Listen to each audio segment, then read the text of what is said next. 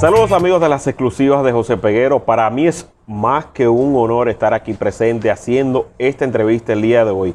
La estaba buscando desde hace mucho tiempo porque sé de la categoría de persona, de la categoría de artista, de la categoría de ser humano que es. Y para mí es un privilegio estar en su casa y que me reciba con tanto cariño. Estamos hablando del caballo mayor, don Johnny Ventura. Gracias, José. Ya tú lo dijiste, estás en tu casa. ¿Cómo se siente, don Johnny? Maravillosamente bien, no tengo ningún tipo de queja, gracias al Señor. Qué bueno, don Johnny, ¿de dónde viene este apodo, el caballo mayor? Mira, a principio de la carrera nuestra, nosotros tuvimos la suerte de tener un enfrentamiento musical. El combo show de Johnny Ventura con el combo, el gran combo de Puerto Rico. Sí. Eso se escenificó en el radioteatro al aire libre de lo que hoy es CERTV. Sí. Repleto el lugar, y para ese tiempo Simón Pemberton narraba la carrera de caballo. Estaba muy de moda, él le imprimía un sentimiento muy particular a su narración, y entonces la carrera de caballo eran seguidas por demasiado gente. Sí. De ahí, en ese enfrentamiento, la gente empezó a votar a su caballo. Y ese es mi caballo. Y al correr de los días, pues la gente me llamaba de manera muy espontánea, el caballo, el caballo. De ahí salió. 63 años en la música. Así es. ¿Cuál Desde ha sido? El 2 de junio de 1956, que canté por primera vez en radio. ¿Cuál ha sido su mayor satisfacción durante este tiempo? Todo, la vida me ha llenado de satisfacciones permanentes. Yo pienso que soy uno de los seres más premiados por Dios. El que conoce mi ubicación social del sector más humilde en lo económico de la población, hasta llegar a ser una persona más o menos que disfruta de mucho cariño y sobre todo del respeto de la gente. Todo eso en síntesis me hace ser un hombre muy feliz. Hubo un tiempo, don Johnny, donde usted hizo una pausa por cuestiones de salud. Así es. Y escuché varias anécdotas y quisiera ya que sea usted mismo que me la cuente. Escuché una de que estando usted un poco convaleciente, se le acercó una persona que usted andaba como en compañía de Handy, corríjame si no me equivoco, y ella preguntó que si ese era Johnny Ventura. Bueno, no fue exactamente así, sino yo andaba con Handy y su mamá, padeciendo del dolor cruel que me mantenía la hernia. Sí. Antes de eso yo había estado 4 meses en silla de ruedas, la gente no se enteró. Pero cuando fuimos al quiropráctico, estaba tan demacrado que sí. La señora llegó después que nosotros al quiropráctico también, y se sentó frente a nosotros y ella me veía y no lo creía, pero cuando advirtió que era yo empezó a llorar y a llorar. Wow. Y a llorar y a llorar. Y entonces fue cuando yo decidí quitarme de la vista de la gente hasta que pasaran esas cosas para no poner a sufrir a gente que me quiere. A gente que le quería. Y ya ese dolor completamente fue superado. ¿Cómo fue ese proceso de sanación? Mira, fue un proceso traumático en principio porque yo debía hacerme una resonancia magnética. Para hacérmela tenía que estar media hora mínimo boca arriba y yo no podía estar medio segundo. Wow. Boca arriba. Eso al fin y al cabo me llevó entonces a hacer otra que fue un cosa de rayo X, y ahí se determinó que independientemente de la hernia que me agotaba, yo tenía una bursitis. Ah, sí. Porque me trataban la hernia y sí, no se veía el dolor. Entonces ahí fue que se descubrió la bursitis, se pudo tratar, y ya posteriormente, con ese vaivén de dolores, descubrimos un médico en Estados Unidos, un médico dominicano, oriundo de Barahona, Roberto Feliz, que está en Boston, tiene varias clínicas de dolor, y él me puso a caminar sin dolor. Sin dolor. En los últimos años. Qué bueno. ¿Cómo va el récord que usted tiene previsto en cuanto a la cantidad de discos?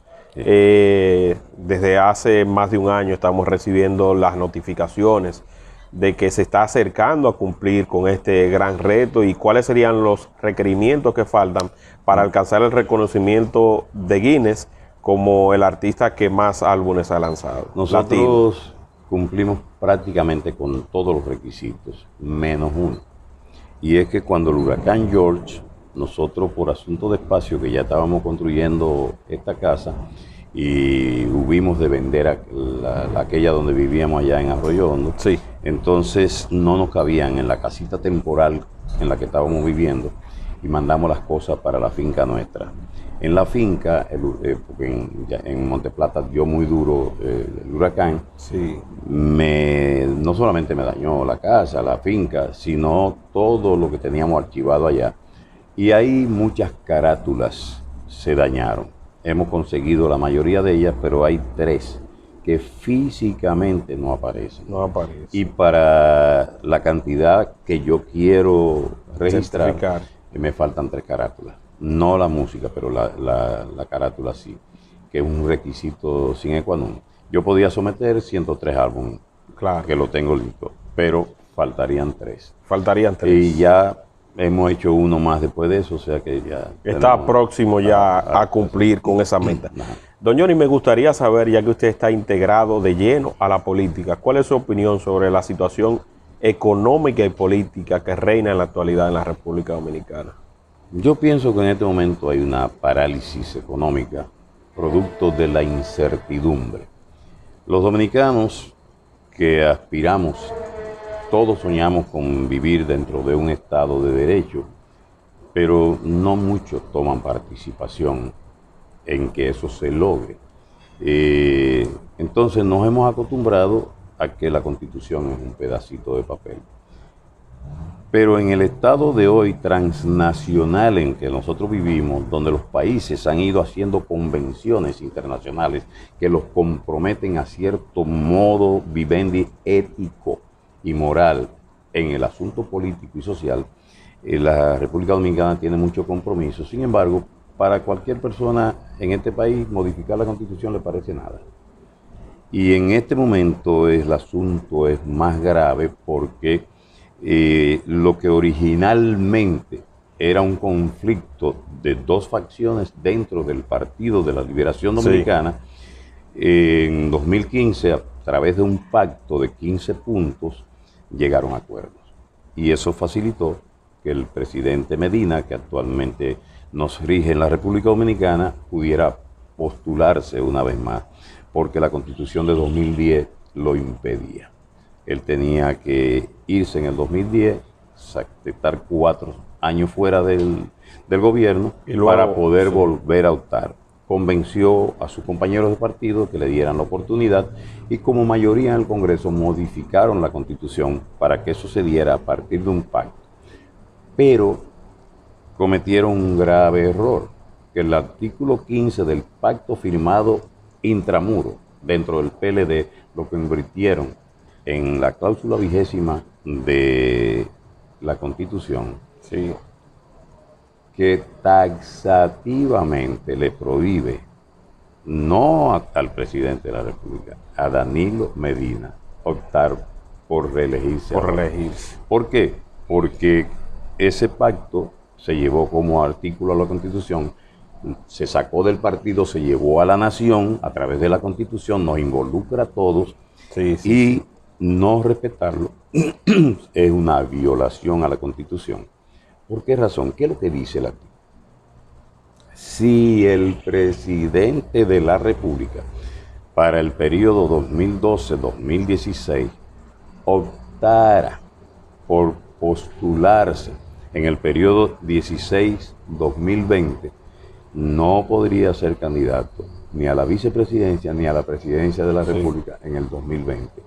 Quiere decir que como él era el presidente en el 2012, esa cláusula nada más le falta nombre y apellido. Claro que sí. Entonces, no respetarla, primero, firma de todo el comité político pactando eso. Luego se lleva al Congreso, no lo llevas tú, no lo llevo yo, lo llevan ellos y lo convierten en un problema nacional.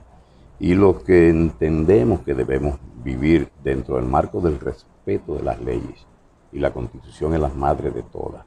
Entendemos que eso no se puede hacer en este momento porque es una cláusula solamente para 2020, Sí. que son las elecciones que vienen. Quiere decir que nuestro querido amigo debía recordar que él no puede.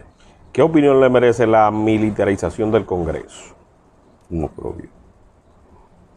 En una democracia donde los poderes están definidos, el poder ejecutivo no puede hacer esa intervención, porque además el artículo 252 de la Constitución prevé en el caso hipotético que eso se podría hacer, y la Constitución dice que solamente por instrucciones del presidente de la República se puede hacer eso. Se puede. Quiere decir que en este momento tú tienes dos cosas para interpretar. Sí, O sí, él dio la orden, o lo que está diciendo los presidentes de ambas cámaras los deja a ellos sin palabra, porque ellos no pueden, ninguno de los dos, ni el presidente del Senado, ni el presidente de la Cámara, hacer y provocar esa intervención. Don Johnny, usted se vinculó a la política de la mano de un gran líder dominicano, José Mi hermano. Francisco Peña Gómez. Así es, Usted tenía un vínculo casi familiar. casi familiar Casi con José familiar. Francisco. ¿Cómo se da el paso de usted hacia uno que era prácticamente un archienemigo de lo que fue José Francisco Peña Gómez, un partido que no en un momento dado no lo quería? ¿Cómo usted pasa del PRD al PLD? De la misma manera que después de haber participado en la Revolución de Abril de 1965, aceptar que Elías Wessing y Wessing, 9 años después, fuera candidato vicepresidencial del Partido Revolucionario Dominicano. Sí. Entonces Francisco decía que en política tu adversario o enemigo de hoy puede ser tu mejor aliado más adelante o viceversa. Sí. Entonces son de esas cosas que da la política.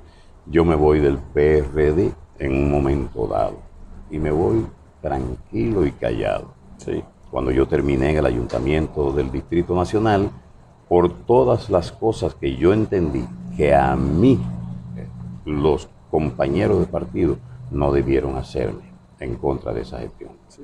Y me fui. Posteriormente, el PRD se da a sí mismo en 2004. Yo me fui el 16 de agosto de 2004 se dan un nuevo PRD. Y sin importar la data, cuántos años llevaba de militancia, Sí. se impone que para ser PRDista había que ir a inscribirse de nuevo. Ah, caramba. Después de 40 años con un hacho En la la frente. frente, hacho encendido en la frente, Sí. yo entendí que yo no iba a pasar esa simple prueba de demostrarle no sé a quién que yo era, Que usted era PRDista. Y me quedé fuera. ¿Y cómo llegó entonces? Llego de la siguiente manera. El doctor Fernández quiere una conversación conmigo en 2008 y la tuvimos. Entonces me planteó todas las razones por las cuales él quería 4 años más.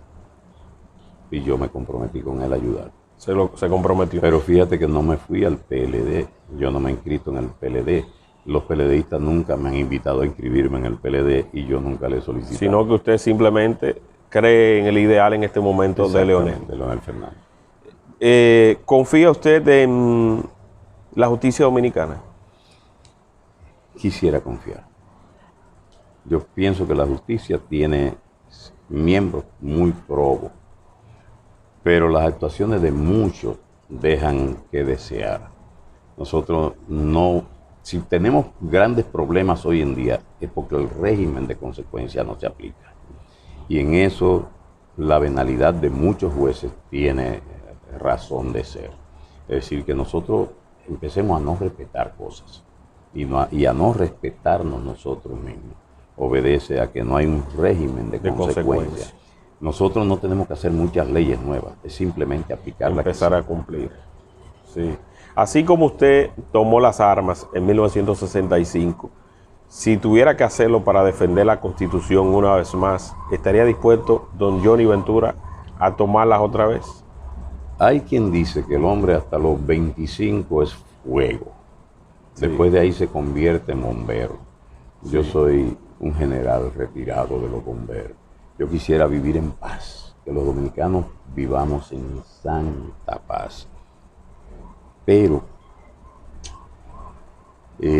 no quisiera que mis nietos y mis bisnietos se desarrollaran dentro del marco de la incertidumbre que vivimos hoy en día. Y entonces, en ese sentido, estaríamos dispuestos a pelear por ello. A pelear políticamente, a tomar las armas. De verdad que es algo que dice mucho de usted, porque es una persona que se mantiene fiel y firme a sus convicciones. Así es. Y la gente debe recordar, cuando yo di los primeros visos de involucramiento en la política, fue defendiendo la Constitución y las leyes. El derecho que tiene cada ciudadano a disentir. Como demócrata a carta cabal que yo soy y como me defino, yo entiendo que lo primero que tiene que tener un demócrata es la aceptación del derecho de los demás. Porque tú y yo tengamos foco en un enfoque diferente de lo que debe ser un país, eso no nos lleva a nosotros a que tú, si tienes el poder, me encarcele, me deporte o me mate, simplemente por ese hecho. Nosotros empezamos defendiendo a los presos políticos, exigiendo la excarcelación de ellos, porque la Constitución le permitía disentir y estaban presos o muertos o deportados. Por esa razón hicimos todo lo que hubo que hacer en ese momento para que llegáramos a un régimen que le permitiera libertad de acción a quienes disienten.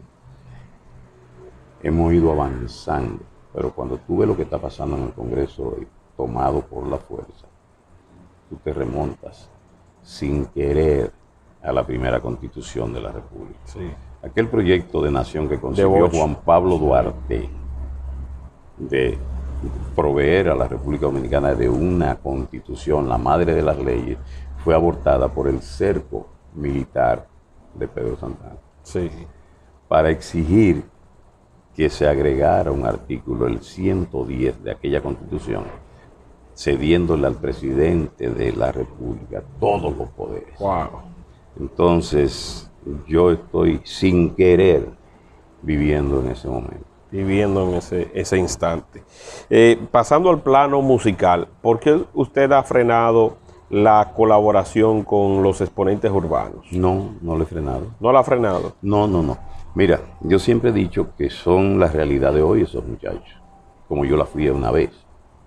Entonces, al revés, cada vez que me tocan la posibilidad de grabar o de intervenir con uno de ellos, le doy mi aprobación. Y lo hago simplemente para acercarme a orientarlos. Los muchachos de hoy no tuvieron la oportunidad que tuve yo de estar en la mejor escuela de música que ha tenido la República Dominicana, que fue esa de la Voz Dominicana, con maestros internacionales de mucha reputación. Y se crían haciendo música sin orientación. Entonces yo pienso que nosotros, los mayores, los más viejos, estamos en el deber de orientarlos. Siempre estoy presto a colaborar con ellos y a darles soporte en cuanto a orientación se refiere. ¿Entiende usted que la música urbana merece mejorar sus letras? Lo primero es que yo quisiera que definamos qué es urbano, porque el antónimo de eso es rural. O sea, es verdad. Pienso que son términos muy jalados por los moños en un momento dado sin ninguna sustentación, pero ya se le llama así. ¿Y qué vamos a hacer? No, yo pienso que ellos deben velar por el pudor, porque estoy casi seguro que los que hacen letras impúdicas, ellos no quieren que sus hijos y sus nietos la escuchen. Entonces no deben forzar a los demás a que lo hagan. Claro que ellos deben corregir eso. No porque en el barrio, bueno, yo vengo del barrio. Pero yo vengo del barrio donde éramos los jóvenes capaces de formar los clubes culturales y deportivos. ¿Entiendes? El Club Amistad del Ensanche La Fe, donde a mí me tocó ser dirigente en ese momento, antes de que naciera el Mauricio Báez, que fue una cohesión de ambos clubes.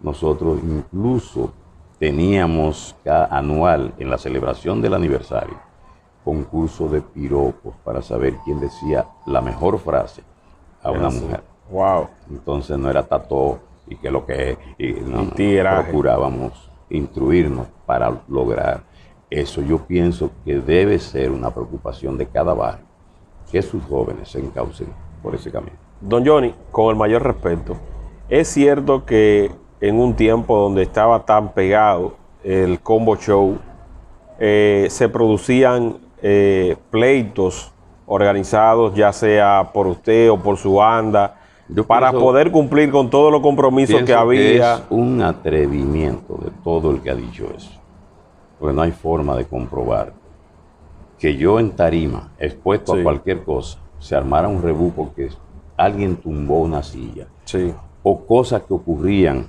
la revancha entre los rones que patrocinaban, que tú estabas tomando X ron y venía el promotor del otro y te quitaba sin tu consentimiento esa botella y te ponía las de él. Y eso creaba pleito. Tonterías como esta, que una dama que tú invitas a bailar te dice que no, que está cansada, y viene la persona que le atrae y ella se para a bailar con él y tú vas y le das una galleta a esa mujer. Eso no tenía nada que ver con nosotros. Es decir, eso es quizá de las grandes injusticias que se ha cometido con una persona como yo, que ha querido ser ejemplo de la juventud. Así mismo es. Don Johnny, así como Joséito Mateo, usted mismo, Wilfrido Vargas, Pochi Familia, ¿considera usted que Omega revolucionó o cambió el merengue? No, yo pienso que él implantó un modelo de música.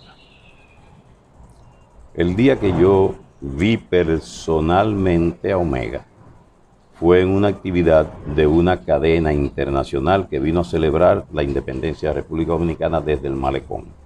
Me invitaron a participar y yo fui con muchísimo gusto, pero no sabía de qué se trataba el asunto. Ya estando allá, está Quinito Méndez y está Omega. En el momento que vamos a hablar de música de la República Dominicana, el animador me pregunta a mí, ¿qué te parece del merengue de Omega? Y Omega estaba a mi lado. Con Omega a mi lado, yo le dije que admiraba lo que él hacía, pero que yo no lo tenía en la lista de los merengueros porque lo que él hace no es merengue. ¿Por qué yo dije eso? Porque yo no soy albañil, con el respeto de los albañiles, yo lo que soy es músico. Entonces, si tú me haces una pregunta de esa índole, yo te tengo que contestar como músico. Los géneros musicales toman su nombre de la base rítmica. Inmediatamente el animador de ese programa le pregunta a él, ¿y qué opina de lo que dijo Johnny Ventura? Y él dijo, yo hago una fusión de merengue con quetitá, quetitá, quetitá. Todos, más de dos elementos juntos, forman un tercer, un tercer elemento. Es decir, yo he hecho muchas fusiones, pero no me he atrevido a llamarle merengue a ese tipo de fusiones. Cuando yo hago merengue, hago merengue. Cuando yo grabé El Carbonero, si tú buscas en el disquito pequeño, no decía merengue, decía merentiné, que fue la primera vez que le metimos nosotros, le introdujimos el timbal como instrumento principal de un merengue, y tú sientes que la tambora va ligada a otra cosa. Y le llamamos merentiné por respeto. ¿Por qué razón? Teníamos la seña de los viejos músicos nuestros, que cuando modificaron la tambora y voltearon el toque de la tambora, no le dijeron merengue al revés, ni merengue volteado, ni merengue de acera, ni merengue de calle. Le llamaron pambiche. Es decir, ellos entendían que no era merengue. Exactamente. Entonces, tan simple como eso. ¿Cómo se llama tu papá? José se llama, José Peguero. José Peguero, mira qué coincidencia, se llaman igual. ¿Y tu mamá? Yolanda. Yolanda, tú tienes genes de los dos, pero tú no eres Yolanda ni José tu padre. Tú eres José, el hijo de ellos dos. Con los genes de los dos, pero un tercer elemento. Eso está estatuido en el mundo y tan simple como eso. Usted, cuando el mismo Omega estuvo preso, se le hizo una entrevista y luego también él tuvo otras intervenciones y decía como que usted tenía las influencias para que él supuestamente no saliera de prisión. ¿Eso es cierto o falso, don John? ¿Tú crees que la tengo? No creo. Yo puedo determinar quién está preso y quién está suelto. Yo hice gestiones para que él saliera y salió cuando él estaba en San Pedro de Macorís. Sí. Y lo fui a visitar y les recomendé qué hacer durante un tiempo para que no tuviera ese choque que él tenía. Sí. Porque tenía un expediente de muchas mujeres, sometimiento, y esa ley que él violó no prescribe. Aunque las mujeres retiren la acusación, Sí, es la fiscalía tenía el derecho a mantenerlo preso. Y él sabe que su problema era directamente con Jenny Berenice, la fiscal del distrito, No con Johnny Ventura, no con que Johnny además Ventura. fue a darle consejos sanos a la cárcel y él salió días después de ahí. Sí. Óyeme, de verdad Entonces, interesante. si vamos a ligar a Johnny Ventura, Omega y la cárcel, fue para que él saliera que yo actué. Fue para que él saliera. Y actué como abogado además. Wow. ¿Entiendes? Y una orientación que sin duda alguna tiene un valor inmenso. Entonces yo pienso que conmigo él se equivocó. Él se equivocó. Así es. ¿Se siente mal usted por ese trato cuando No, usted él debe sentirse mal con él. Yo me acostumbré a que la vida está llena de ingratitudes. Y no olvides que yo escribí hace mucho tiempo un merengue que dice que los ingratos no tienen no memoria. tiene memoria? No tiene memoria. ¿Cuál considera usted, don Johnny, que son sus 3 mejores temas? Lo que usted más disfruta sobre el escenario, lo que usted considera también que tienen una composición que usted valora de forma muy positiva. Mira, Que después yo le voy a decir el que más me gusta. Yo tuve la oportunidad de tener luz verde a la hora de grabar. Yo siempre grabé lo que quise, no tuve imposición de ninguna de las casas disqueras con las que yo tenía compromiso contractual y eso me permitía hacer cosas que yo quería. Entonces ver en cada uno de esos hijitos, que son las producciones mías, a un niño que quiero mucho. Sí. Y aunque he recibido más aplausos de unos y de otros, quizás no siempre el más aplaudido es el que más me El que gustaba. a usted más le gusta. Entonces por eso no he querido nunca develar ¿Cuál es su cuál es favorito? mi favorito. Ahora, en lo particular, y aprovecho esta oportunidad, Bam, para dejarlo claro, a mí me gusta cuando tú estás cerca de mí. Gracias, porque letra, música y arreglo de un servidor. No, y sobre todo cuando se trajo ese piano, porque ese piano Sí, tiene una historia. sí, sí. Ese piano tiene una historia. Sí. Cuando llegó ese sonido al merengue, Sí. de verdad transformó por completo Sí, la industria en ese nosotros tuvimos instante. que ver mucho con nuevas instrumentaciones por el hecho de que viajábamos mucho. Y ocurrió algo, por ejemplo, nosotros en el primer viaje del Combo Show a Venezuela nos encontrábamos con una situación. Ya teníamos saxofones amplificados, trompetas amplificadas, los coros, las congas, la tambora, todo amplificado, pero el bajo no. Sí. Entonces el bajo, que era acústico en ese momento, se quedaba muy por debajo de la orquesta. Y yo, con un ingeniero de sonido y de equipo muy famoso de República Dominicana, quisimos hacer una amplificación de bajo, pero conseguimos, porque en esa época no había un micrófono para bajo, un amplificador, un micrófono de guitarra. Ok. Y entonces lo que logramos es que el bajo, en vez de hacer boom, boom, boom, hacía pen, pen, pen, pen. Nunca Wow. logramos el Sí. sonido redondo del contrabajo, pero viajamos a Venezuela con ese y logramos amplificar el bajo. Yo no había visto amplificador de bajo hasta ese momento. Y 2 años y medio después, ya a principios de 68, llego a Nueva York y ya hay un bajo que le llaman Baby, amplificado Sí, y todo, sí. y inmediatamente lo compramos. Lo integró. Así fuimos integrando los sintetizadores y haciendo muchísimas cosas que nos atrevimos a hacer. ¿Cuál ha sido el rincón más inhóspito al cual usted ha llevado el merengue? Mira, de inhóspito cometería un error garrafal, porque para mí todos los públicos son iguales. Todo el público que me quiere es gente que yo debo agradecer. Sí. Pero lugares distintos. Ya para el 68 andábamos por África, que Sí. tuvimos la dicha de pegar allá en el tema 1920, que nos arrastró hasta allá. Que los arrastró hasta allá. ¿Usted no tuvo la oportunidad de ir a África también con Celia Cruz. No, Fania, ella fue con Fania. Sí. Pero para ese tiempo yo no fui con Fania. Usted tuvo... Nosotros las actuaciones que tuvimos frente a Fania y compartiendo escenario con Fania fue en el Madison Square Garden en varias ocasiones. ¿Y su relación con doña Celia? Bueno, dos hermanos, nos quisimos mucho.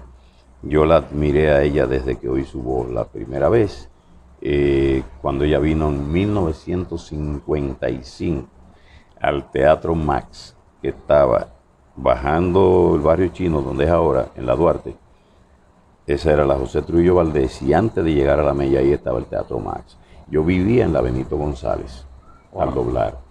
Y el precio para ver a Celia Cruz y la Sonora Matancera era $1. Yo no lo tenía. ¿Y cómo entró? Entonces esperé que los músicos llegaran, le ayudé a cargar los instrumentos y me colé con ellos. Coló. Entonces empecé a hacerle los mandados, que si querían cigarrillos yo salía a comprárselos, si querían agua fría yo iba y le compraba, se la buscaba, todo ese tipo de cosas, y ahí nació mi relación con la Sonora y con Celia Cruz, que perduró, y yo pienso que perdura todavía. Que perdura todavía.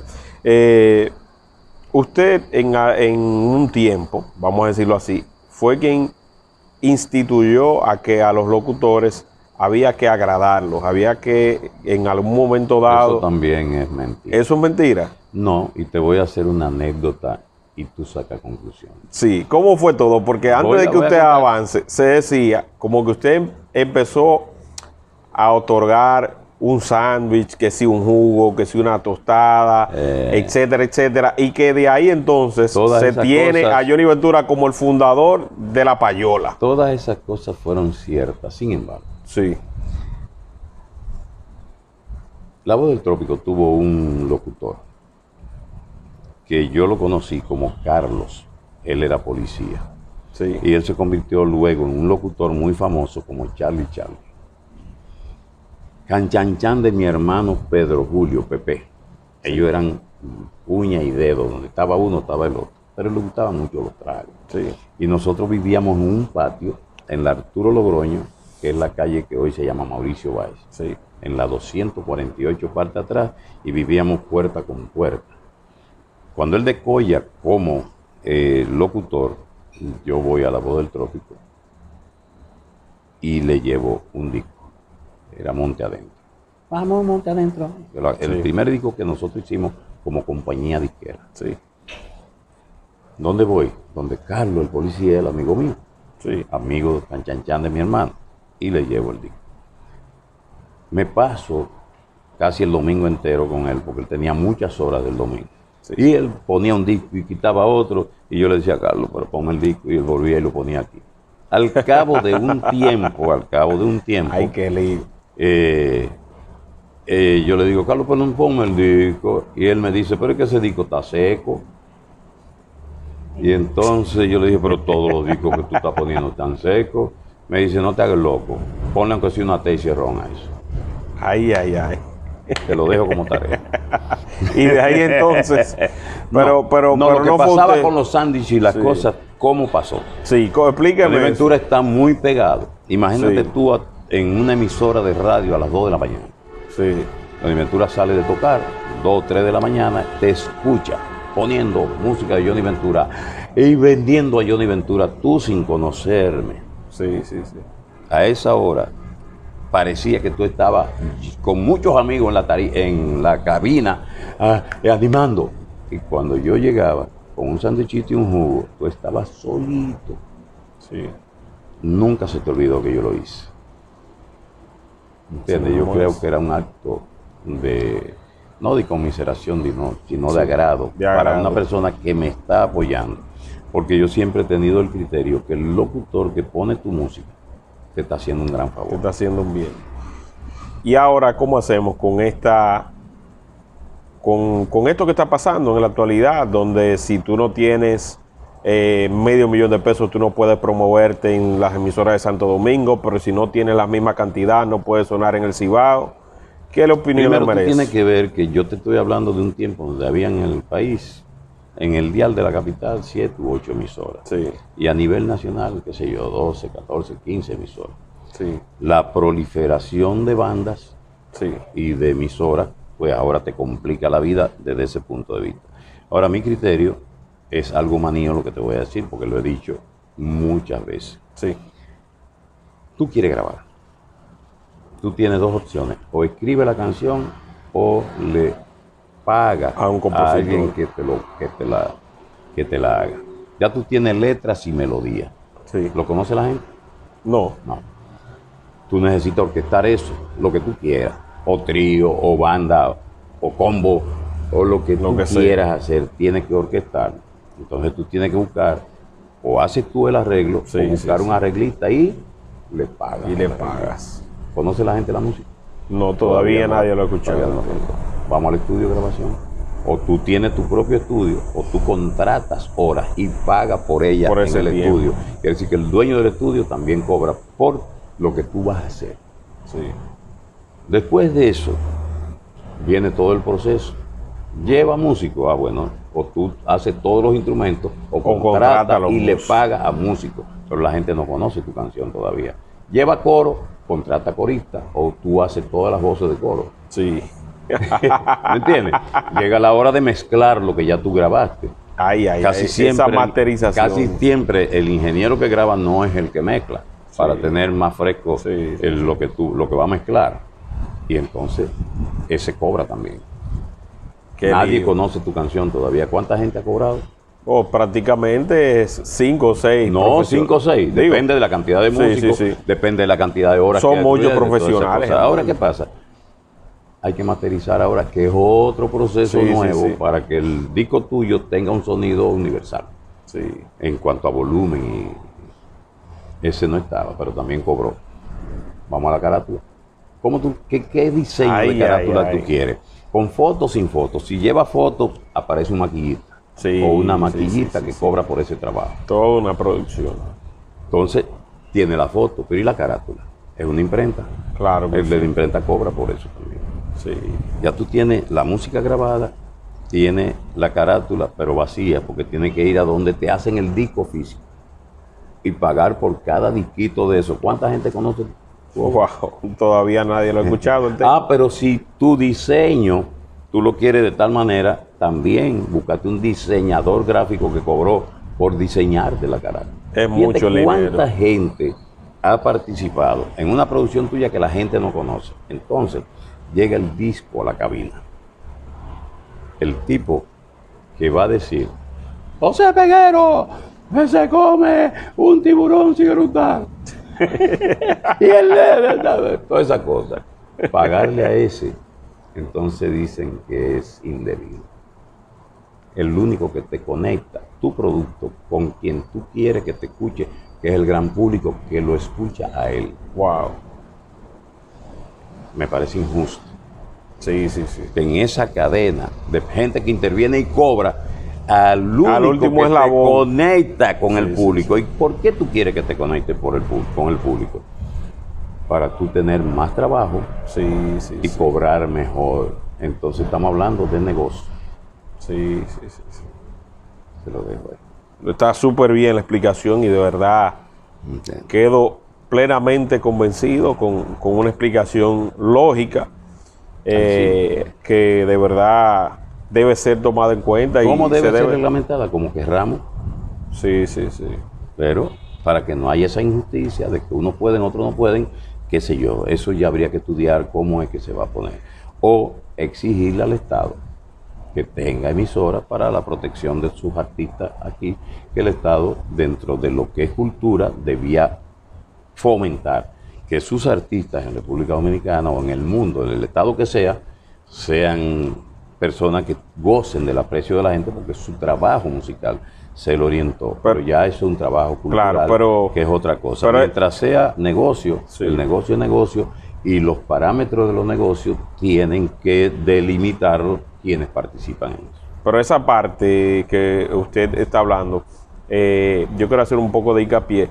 Se quiere decir que, por ejemplo, don Johnny Ventura, otros merengueros también establecidos, quieren que solamente se favorezca al merengue. No, yo siempre he propugnado por la música de la República Dominicana.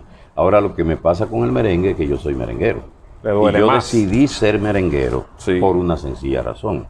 Es decir, con mi música yo he tratado de vender a nuestro país y a nuestro ritmo rey, uno de los más alegres del mundo, para que nos conozcan, nos quieran en el mundo entero. Hablando si voy a hablarte, por ejemplo, hay una frase que yo le digo, un piropo bonito a una mujer. Que Dios bendiga lo que ven mis ojos y ojalá el Señor le dé un negrito que la mime y la quiera. Y alguien dice, ¿y por qué negrito? Digo, bueno, los blancos que se promuevan como ellos quieran, pero yo... no sé, yo no sé tú, pero yo me estoy vendiendo. Si yo me decidí a ser merenguero, pues propugno por eso, pero sin bloquear a los demás. Al revés, nosotros propugnamos porque los artistas tengan espacio. Su opinión sobre lo que está viviendo el país en cuanto a turismo se refiere, las noticias que están en los canales de televisión norteamericanos, los turistas que han sido afectados, ¿qué opinión le merece? Pienso que es una perversidad. No le encuentro otro calificativo, por varias razones. Si tú lo ves desde el punto de vista de la conducta del dominicano, en ese país que nos ataca, en Estados Unidos, tenemos centenares de miles de dominicanos que llegan a millones, que día por día se levantan a trabajar, sudor, sangre y lágrimas, para contribuir con el desarrollo de esa nación. Y si 2 o 3 de allá, dominicanos, que tienen facilidades para delinquir allá, porque es la cuna de la delincuencia, sí, nos los mandan para acá después y pasan cosas como la que están pasando, es una perversidad decir que nosotros somos los que fomentamos eso. Segundo, desde el punto de vista de colaboración entre naciones, hoy tienen un presidente que maltrata a los latinoamericanos verbalmente y hasta con muros y cosas de esas. Pero ese mismo individuo no se ha dado cuenta de una cosa, que haciendo lo que se está haciendo hoy con el turismo de la República Dominicana, lo que nos están diciendo nosotros, salgan huyendo, eliminemos las manos de obra, la cantidad de personas que recibe dinero por su trabajo en el sector turístico, que es una inmensidad. Y lo fuerzan a coger yola para allá, si aquí cerramos las oportunidades. Sí. Si se complica. País o cualquier persona con 2 centavos de inteligencia nos ayudaría a fomentar el turismo, para que más dominicanos tengan trabajo aquí y menos tengan que irse para un país como ese allá. Claro que ¿entiendes? Pero falta de respeto también. Este es un país que ha sido socio en todos los aspectos con los Estados Unidos. Nosotros no hemos sido un país que, salvo para cuando nos invadieron ellos en 2 ocasiones, lo hemos tenido que enfrentar. Todas las veces hemos sido tan socios y tan amigos de ellos, que posiblemente yo soy el único alcalde que cuando las Torres Gemelas se derribaron, llegué a Nueva York a brindarle mi solidaridad al alcalde de la ciudad de Nueva York. Wow. Primero. Segundo, yo conozco parte de la historia de los Estados Unidos. En Estados Unidos han tenido 2 de las cárceles que se conocieron primero como cárceles de extrema seguridad, Sing Sing y Alcatraz. Sí. En los 1800 y tanto, cuando nació Alcatraz, los dominicanos no habían llegado a esas zonas. Quiere decir que si se hicieron esas cárceles de tanta seguridad es porque los delincuentes estaban allá. Primero. Segundo, la de Nueva York. La de Sing Sing, a orilla del río Hudson. Los dominicanos todavía no poblaban Nueva York cuando ya había cárcel con ese nombre en Nueva York. Entonces revisemos la historia y respetémonos. Claro que sí. Ya para ir concluyendo, porque me gustaría también que usted me muestre parte del museo que tiene aquí en su casa, que le han ido acomodando. ¿Pudiera usted hacer algo similar, por ejemplo, a lo que hizo Romeo Santos hace poco con el disco Utopía, donde reunió a una cantidad considerable de bachateros grabó un tema con ellos, lo promovió, lo mencionó, y mucha gente está pidiendo también que eso se dé también con el merengue. Mira, ¿Pudiera usted estar en esa disposición de hacer algo así? Siempre hemos hecho. Nosotros hace poco tiempo, es una historia muy reciente que instituimos justamente en este gazebo, nació Merenguero Siglo XXI. Sí. Y fue con el propósito de dos cosas: de hacer una institución sin fines de lucro para ayudar a los jóvenes que nacieran y que tuvieran interés en merengue a desarrollarse, y otra para de lucro sin fin, para proteger a todo el que hace merengue y hacer actividades conjuntas justamente para eso. Algunos de mis colegas no entendieron ese propósito, porque nunca participaron en una de las reuniones que se debatían en diferentes casas, porque durante 2 años estuvimos reuniéndonos en casas de ellos, y cuestionaron el asunto. ¿Yo qué hice? Volví para mi casa tranquilo, pero parece que faltaba una chispa como la mía para mantenerlo, porque después que yo no convoqué, nadie ha convocado. Nadie ha convocado. ¡Wow! Increíble. Amigos, y de verdad ha sido una gran oportunidad, una experiencia inolvidable, una experiencia enriquecedora, esta conversación con Johnny Ventura, y esperamos también que ustedes puedan compartirla. La vamos a dejar intacta para que puedan aprovechar todas sus palabras y sin que se pierdan ningún detalle. Don Johnny, de verdad, un abrazo para usted y que Dios le siga bendiciendo. Gracias por abrirme la puerta de su hogar. Muchas gracias, José. Un placer inmenso haber estado contigo en esta entrevista. Claro que sí, sabe que mis medios están a su disposición. Cualquier información a través de su representante en materia comunicacional, la señora Virgi Valdera, me la puede hacer llegar, que con todo el gusto abusaremos la estaremos de ti, no te preocupes. Eso es suyo. Gracias, muchas gracias.